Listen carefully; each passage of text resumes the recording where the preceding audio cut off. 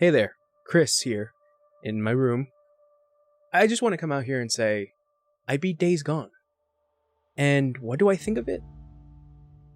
It's okay. It's okay. Now, what I've seen on the internet is that Days Gone is pretty much Sons of Anarchy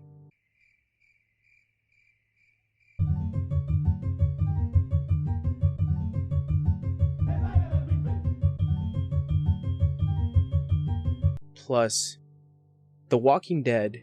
So, back to it. Equals post-apocalypse zombie biker game. Now I know what you're thinking. Where have the days gone and why? This is what I thought when I first started playing the game. I originally meant to stream it on my Twitch channel, twitch.tv/thewritersden, and it was slow. The beginning of the game is very slow, to the point I kind of thought to myself, maybe I'll finish this on my own time. Now, this game is not gonna change your life. It's a very typical post-apocalypse zombie story. I just want to say this up front. It's not bad, but it does follow a lot of cliches in a lot of zombie media, and it somehow works.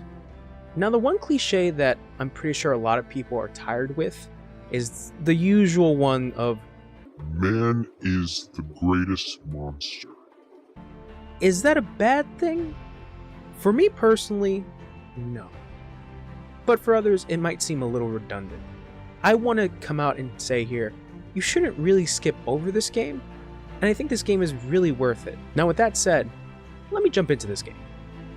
Story. The story of Days Gone is set in the far future of 2019. You play army vet slash biker slash drifter slash husband slash bro, Deacon St. John. He and his biker buddy, and I can't believe I'm saying this, Boozer, or Boozman, as Deacon, also known as Deke, likes to call him, are drifters riding around the desolate, horrific, vile wastelands of Oregon. Deke and Boozman get sidetracked after a run-in with a cult group known as Rest in Peace, aka Rippers. Trust me, the nicknames get pretty dumb, and I haven't even gotten to what they call the zombies. Anyways, the Rippers burn Boozy Bro's arm, momentarily halting the duo's ride north. Riding through Deekman's journey, you see what little civilization is left in other survivor camps. From the harsh work camp of Ada Tucker, where in order to stay you must carry your own weight, to conspiracy theorist Mike Copeland's Salvager camp. At one point, Deacon had a bit of trouble with them due to their sticky fingers. There are flashbacks giving a little bit more context as to why Deaky Boo be very angry all the time, all relating to his possibly dead wife. You see, 2 years ago, or 730 days ago, during the start of the outbreak, she was wounded and put on a transport helicopter to a safe zone. Unfortunately, by the time Deacon arrived, the place was overrun. Living the last 2 years with guilt, a bit of hope rises in Deacon when he decides to follow a black helicopter. After some snooping and obtaining a walkie-talkie from the National Emergency Response Organization, also known as NERO, he hears a familiar name, O'Brien, a NERO member that was on the chopper with Deke's wife. Deekman makes contact with O'Brien to ask questions on whether or not his wife made it out. He and O'Brien come to a mutual understanding and help each other out. O'Brien suspects that Nero is doing something shady, and that the infection is going to become a bigger problem in the future. With that said, Deekers takes on jobs for O'Brien in return for information about what happened to his wife, at the same time finding out what's going on with the Freakers. Yes, that is the name of the infected. There are also types of Freakers. You got just Swarmers, Bleachers, Breakers, Newts, Screamers, and Reachers. The last one is pretty dumb looking, and if you want to see what they look like, I leave that totally up to you. Oh, and I also forgot, animals are also infected. You got Ragers, Runners, and Criers. There are also mountain lions in the game, but they have no infected form. It's a little weird. Overall, the first part of Days Gone is pretty interesting, and I just wanted to see what kind of shenanigans Deke Killer would get into. Characters. Let me talk about Deacon. there's a soft spot in my heart when it comes to the antisocial prick that eventually turned into a caring softie. I really liked Deacon's character. But there are straight up weird moments, especially when he's by himself. He talks to himself a lot. And he yells a lot.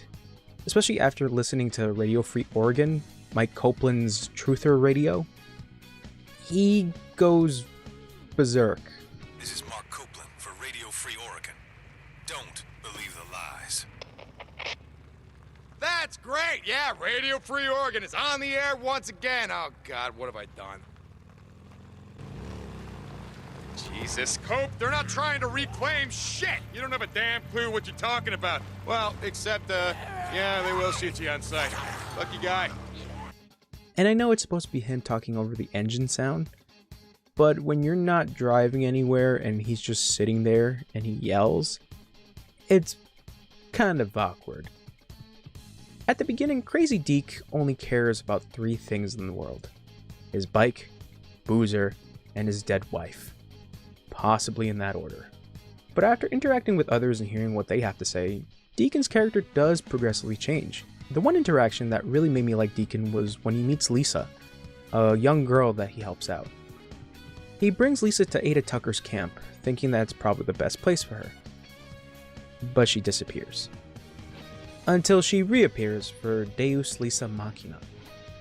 Even the flashbacks give context about Deacon's relationship with his wife Sarah, from their first meet to their wedding day. And as for Deacon's right-hand man, Boozer, I did enjoy their interactions, since they go way back. It was nice to hear about their old days in the motorcycle club, the Farewell Mongrels. I appreciate the game tells you about some of the characters, about where they came from and what sacrifices they've had to make. But man, fuck Skizzo. Setting. So I've never been to Oregon. I only know it due to Portlandia, and I'm pretty sure that documents whatever's going on in that state. I guess maybe you are the Pullout King. I don't know, I'm kind of bummed. I didn't want to be the Pullout King anymore. I was ready to give up the throne. So exploring the world of Days Gone felt so freeing. Something about riding your bike out on the open road, looking around, seeing the snowy mountain peaks, or a ruined town that is probably filled with freakers. It just made the world feel so entrancing. Until... Okay, this is it. Just driving around on the motorcycle in Days Gone felt really relaxing. Besides the whole freaker situation. When the world opened up a little bit more, I couldn't wait to see where the road would take me. One area, in southern Oregon, was something I wasn't expecting. I'll just leave it at that. Performance, gameplay. Now for the actual meat of the game. What does it feel like? Now for context, I played this on my PS4 Pro. As a release of this review, the PC version is out, and I'm pretty sure there is a performance upgrade on the PS5. And to sum it up, yeah, you should probably play it on better hardware. I dealt with a lot of performance hitches and texture pop-ins for areas and characters during cutscenes, and man, the loading times. I have a stock PS4 hard drive, and I'm pretty sure having an SSD would make the load times a little bit faster, but man, those loading times. For actual gameplay, it's very standard open world survival, with an emphasis on survival. For one, your motorcycle, besides Boozer, is your best friend, and you can customize and mod up your ride. On the open road, you have to ensure that your bike is fixed and gassed up. Even fast travel is reliant on whether or not you have gas to get to the location. I played the game on normal mode, and there was one time I had an empty tank and I had no idea where I was. I had to go on foot to find a town or an encampment with gas. And let me say, when it's nighttime and you don't know where you are, and you got freakers sniffing around looking for something to chomp on, it does make things pretty tense. As for character progression, Deacon does have skills split into melee, range, and survival. Whenever you gain a skill point, you can spend it on a perk, eventually unlocking another tier of perks. Some perks are a bit better than others. Deacon can craft bandages, molotovs, crossbow bolts, etc. You do carry a primary gun, sidearm, special weapon, either be a crossbow, sniper rifle, or a machine gun, and a melee weapon. You're gonna need to be ready when you face the Freakers, especially when you come across the Horde. The game's main appeal was the amount of enemies on screen chasing you. Tackling the Horde can be fun, especially when you have military-grade weapons. Mowing down a Horde is kinda cool in a really messed up and demented way. Also along the way you'll find Nero checkpoints that house an injector, that for some reason Deacon finds injecting himself with a liquid from a shady government branch to be okay? I mean, it does give him cool stat boosts to either his health, stamina, or focus, i.e. aiming slowdown. The side quests do make up a lot of the game. You've got bounties, burning freaker nests, finding ambush camps, or helping out other survivors that earn you trust for camps. Earning trust unlocks weapons and items for you to spend camp credits on. Of course, in every open world game, there are collectibles. Luckily, there is a counter to tell you how much you've collected in an area. There are character collectibles, relating to certain character backgrounds, tourist locations, tourist collectibles, either pamphlets or posters, and Nero micro recorders. I enjoyed listening to the micro recorders. They added more lore about the infection and made the Freakers a little bit more terrifying. Overall thoughts. I like this game. It's unfortunate it's not going to get a sequel. And I hope I'm wrong, because especially after that ending, and the ending does leave a stinger, and it just left me with more questions. And like I said before, the game does hit on a lot of zombie fiction cliches, but I was still intrigued. I just wanted to see where the story would go. I went in with little expectations, and the game did exceed them a little bit. But I would say there were some issues.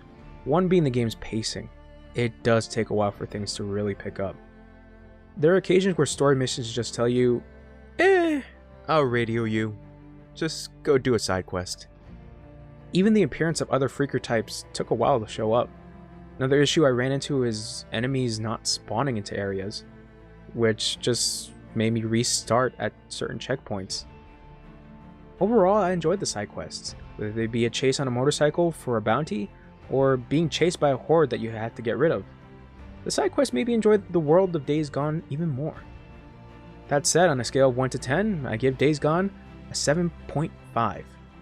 In other words, great-ish.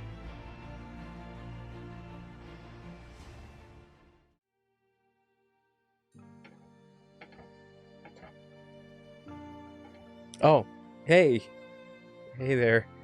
I hope you enjoyed the video. I do plan on making another review video for a different game, and I hope you can check me out on Twitch. See ya.